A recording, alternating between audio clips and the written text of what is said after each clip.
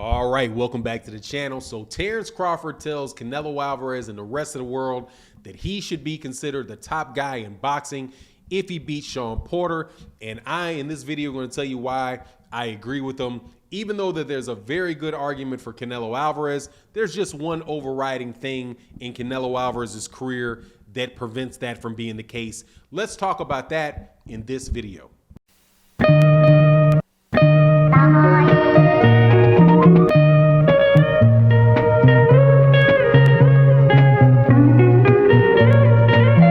All right, welcome back to the channel. So this video, I'm going to talk about the Terence Crawford-Shawn Porter fight that's coming up in November and what that fight means as far as the rest of boxing.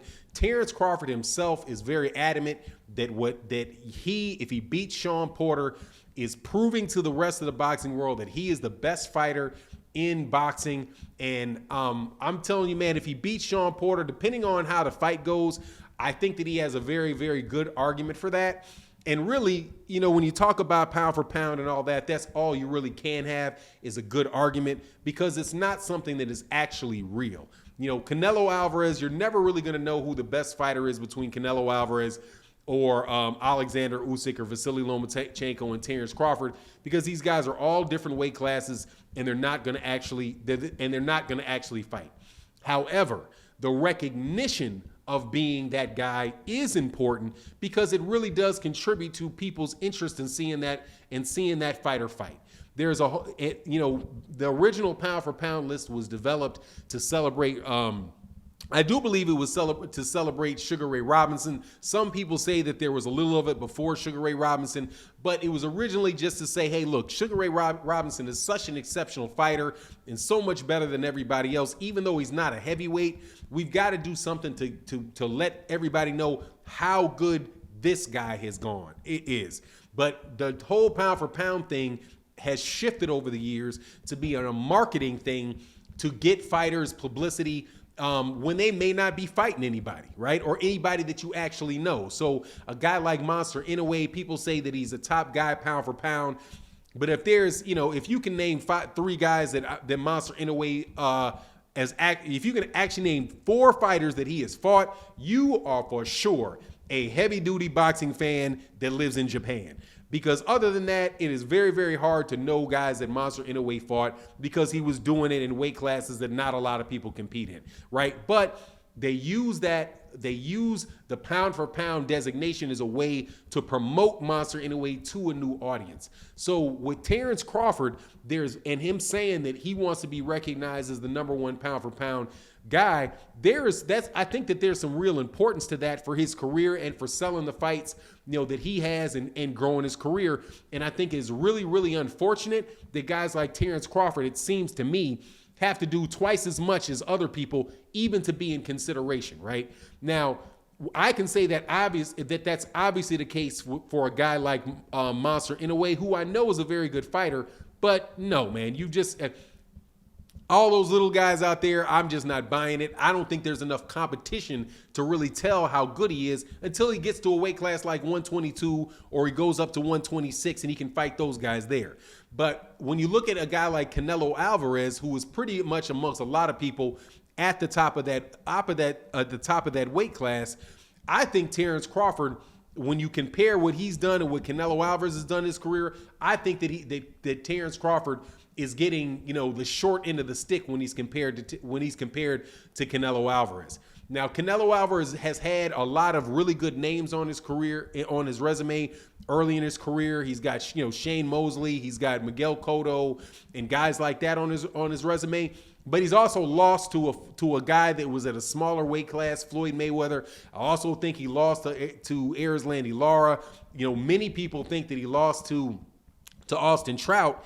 And those lackluster performances against top-level fighters, I think really needs to be taken in consideration when you say who the best fighter is, when you look and see who he fought after that. He fought Gennady Golovkin, had a draw with Gennady Golovkin, and then he had a win with Gennady Golovkin.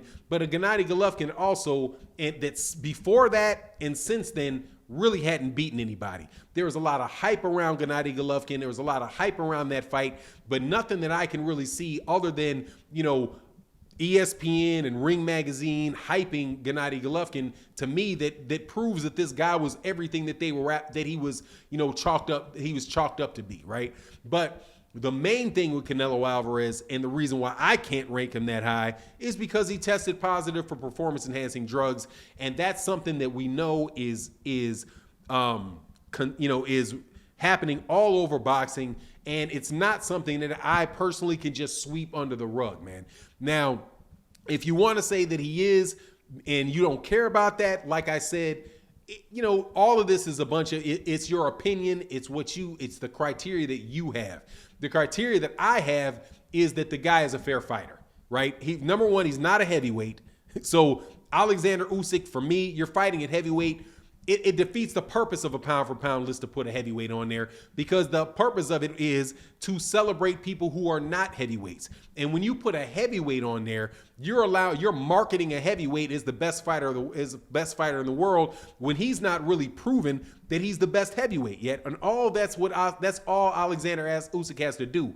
He has to beat the Tyson Fury Deontay Wilder winner, win all the belts, and then that he's the best fighter in the world because he's the best fighter at heavyweight. Terence Crawford, I know that there's a lot of detractors from Terence Crawford saying, who has Terence Crawford fought throughout his career, right? And there not being a lot of competition, names that you can say, oh, these guys, this guy, that guy is the best fighter, but with Shawn Porter, I think that changes.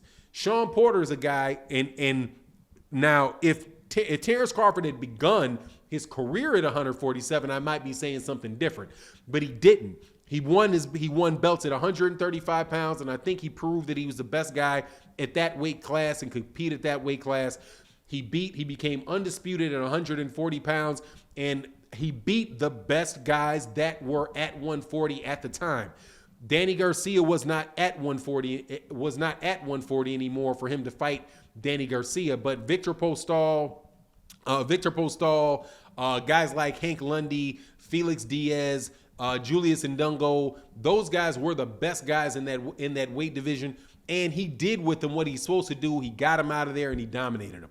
When he gets to 147 pounds, fighting a guy like, depending on what he does with Shawn Porter, right? Shawn Porter's a guy that was really in a fight with all of the top welterweights, and I think that now the difference between 140 and 147 for Terence Crawford is that this weight class is absolutely stacked, and it's been stacked for years with Errol Spence, Danny Garcia, Keith Thurman, Kell Brook earlier.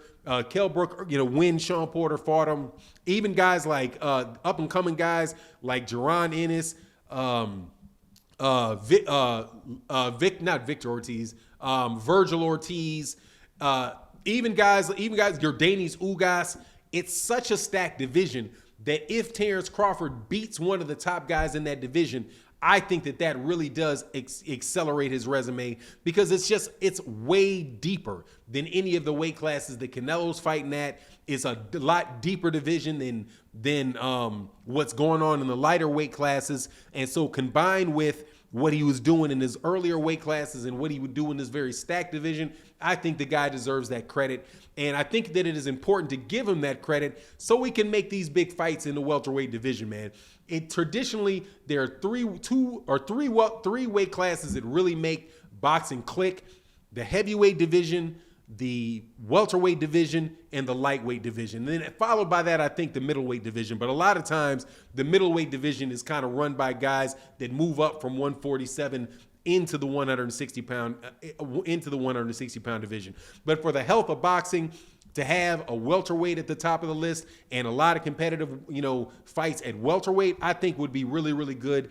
And it would be a way to continue to grow the sport. Because honestly, man, giving Canelo Alvarez a break off that for him using performance-enhancing drugs and getting all his credit just because he sells tickets, and I think that's the most important thing that these guys are looking at, to these guys when they're looking at naming a guy like Canelo Alvarez the pound-for-pound best fighter in the world, when he was really struggled with guys at lighter weight classes, and he's not been fighting the best competition at the weight classes he's in. But that's my take on the situation. You let me know what you think in the comment section, and with that, I'm out.